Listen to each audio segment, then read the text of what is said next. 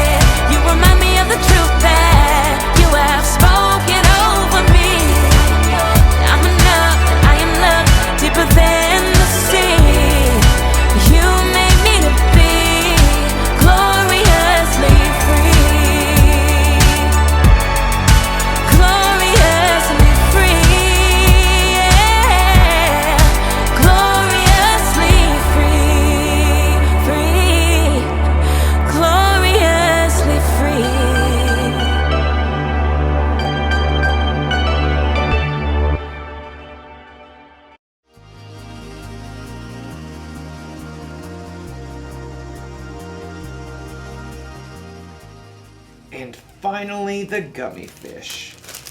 That's individuality for you.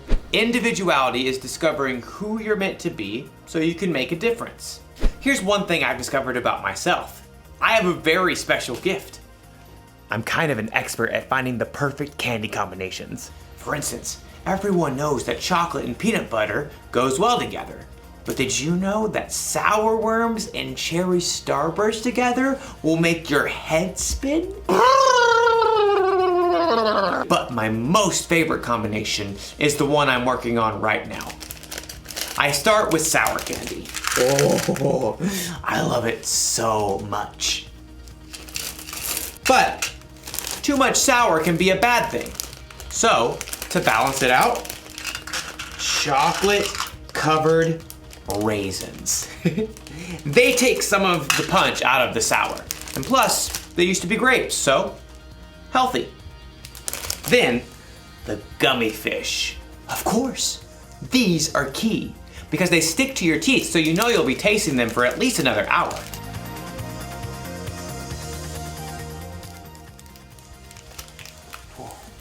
You see that?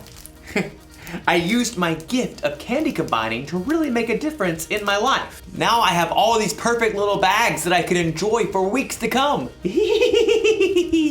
Or at least a couple of days. I'm going to eat so much candy. So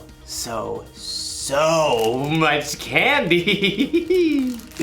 I wonder if there's a better way for me to use my gift. One that won't make me sick or cost me a fortune at the dentist. You know, our story today is about a woman named Lydia. She had a very special gift too, and we're going to learn how she used it. So much candy. I'll see you soon. The Bible. It's 66 books of history, stories, letters, and poetry that fit together to form God's one big story. The epic adventure of how He created us and loves us so much that He made a way to rescue us. As we travel through the Bible, from Genesis to Revelation, we discover people who met God and found their lives changed forever. Now, for an amazing story, inspired by the book of Acts, chapter 16, verses 13 through 15. Lydia of Thyatira was a remarkable woman. Her city was known for its craftsmen, especially those who made and sold expensive purple dye. Take a look. I use only the finest snail shells. Though most successful people in business were men, Lydia learned the craft of purple dye. And when she traveled to the Roman city of Philippi, she set up a business selling rare, expensive purple cloth.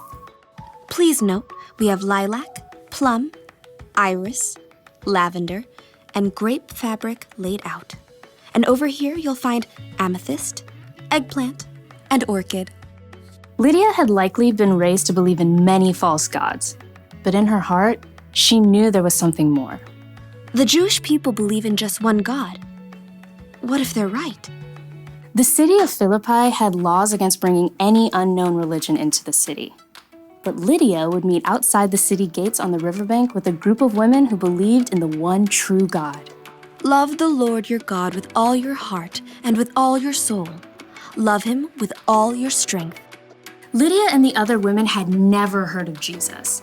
But as they began to seek God together, God sent a vision to someone else, the Apostle Paul, who was staying in the Greek city of Troas. Dream. It was so vivid. I saw a man standing right here begging me. He said, "Come over to Macedonia. Help us." Immediately, Paul and his friends set sail. Within a few days, they reached land and traveled to Philippi, one of the most important cities in Macedonia. So we just start by finding a synagogue of Jewish believers, right?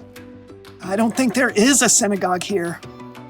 On the Sabbath, a day of worship, Paul and his friends went down to the river, hoping to find a place of prayer. Shall we gather at the river? Excuse me. Hi there. Do you wish to join us? We're praying to the one true God. Absolutely.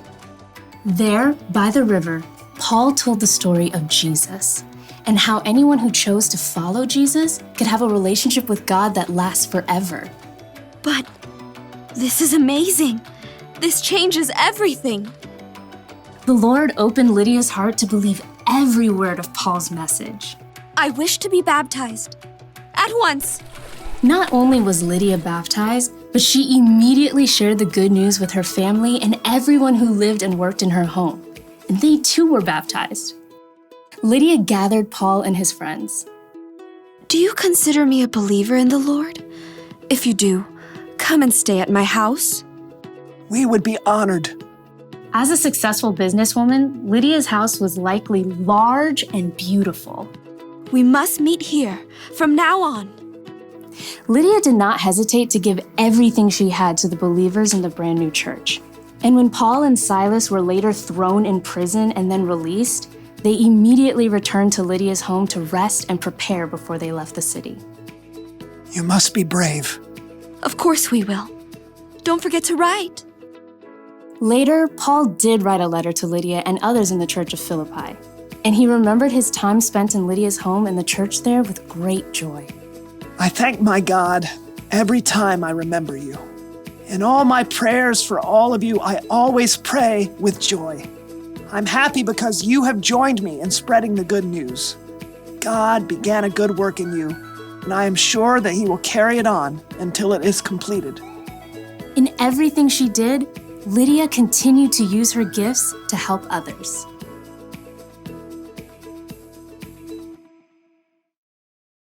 Okay, so everyone has at least one gift, right? Something they can do really well. And it doesn't have to be something flashy, like being an amazing singer. You could be good at baking, swimming, finding things that are lost, talking very, very, very, very fast, making people laugh, identifying different species of birds. It's a blue-throated macaw. Lydia's gift was that she was good at business. She knew how to make money by selling things that people wanted. She sold purple cloth. I wonder if she sold a coat like this. Probably not. Whether you know it or not, you have a gift. You may even have more than one.